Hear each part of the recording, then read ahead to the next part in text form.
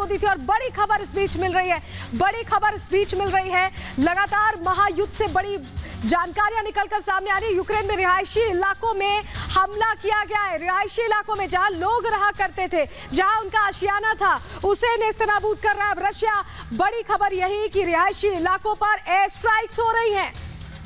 सलोनी, सैन्य कैंपों की तबाही से शुरू हुआ इस तबाही का सिलसिला अब रिहायशी इलाकों की तरफ मुड़ चुका है। समझिए आप मेंटालिटी क्या कुछ है, किस रणनीति के साथ रूस जो है वो आगे बढ़ रहा है। शुरुआत सैन्य कैंपों की तबाही से की जाती है। परमाणु संयंत्रों समेत तमाम वो जरूरी संसाधन जिनको अपने नियंत्रण में लेकर यह साबित करना चाहता है रूस कि अब वो पूरी कोशिश कर रहा है ताकि यूक्रेन को अपने नियंत्रण में ले सके। और इसी बीच रिहायशी इलाकों पर लगातार अटैक किया जा रहा है। रिहायशी इलाकों पर अटैक के जरिए एक प्रेशर क्रिएट करने की कोशिश की जा रही है यूक्रेन के ऊपर कि हम हमलावर हो चुके हैं, आप पर पूरी तरह से हम अटैकिंग मूड में हैं, हम पीछे नहीं हटने वाले हैं जब तक आप सरेंडर नहीं कर देते हैं।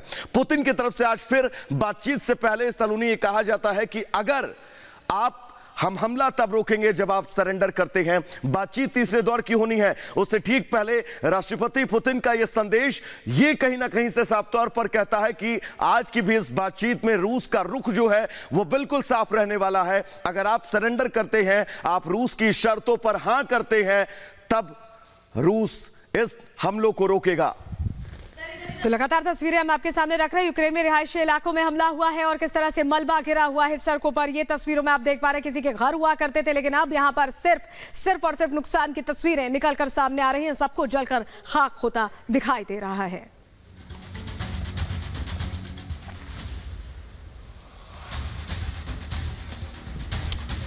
तो चलिए इस बीच अपने दर्शकों को एक और बड़ी खबर बताएंगे। लगातार यूक्रेन दावे कर रहा है, इसी बीच एक दावा और किया गया है कि उसने रूसी जेट जो है वो मार गिराया है। बड़ी खबर इस बीच यही है, यह कहना है यूक्रेन का कि उसने रूसी जेट मार गिराया है। महायुद्ध से जुड़ी यह बड़ी खबर, रूसी जेट को गिराने का दावा किया गया है यूक्रेन की तरफ से। यूक्रेन लगातार ये दावे कर रहा है और इन दावों के जरिए यह मैसेज देने की कोशिश कर रहा है कि उसके भी मंसूबे क्लियर हैं।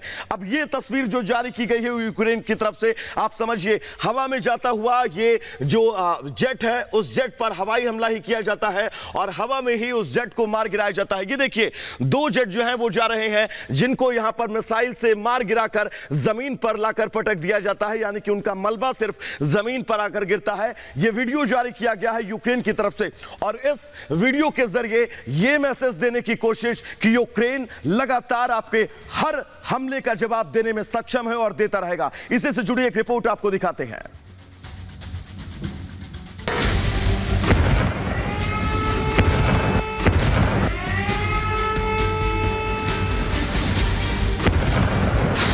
फिर होगी मुलाकात, थमेगी आग की बरसात। रूस यूक्रेन के बीच तीसरे दौर की वार्ता। आसमान से कब थमेगी बारूदी बरसात। यूक्रेन में तबाही के बीच आज रूस और यूक्रेन तीसरी बार आमने सामने होंगे। इसके पहले दोनों देश 2 बार बातचीत कर चुके हैं, लेकिन हर बार किसी नतीजे पर नहीं पहुंच सके।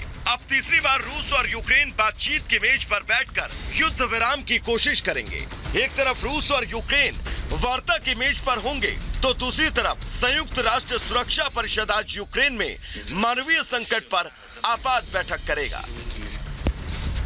रूस के लगातार हमलों के बीच यूक्रेन में मानवीय संकट बड़ा मुद्दा बन चुका है। आधारभूत ढांचों पर लगातार बरसते बमों ने यूक्रेन में लोगों की मुश्किलें बढ़ा दी है। इससे निपटने के लिए संयुक्त राष्ट्र सुरक्षा परिषद के 15 सदस्य संभावित प्रस्ताव पर चर्चा कर सकते हैं। ये बैठक मैक्सिको और फ्रांस द्वारा प्रस्तावित की गई है। बैठक में यूक्रेन में हमले को बंद कराने, मानवीय सहायता को लगातार जारी रखने और नागरिकों की सुरक्षा को लेकर चर्चा की जा सकती है।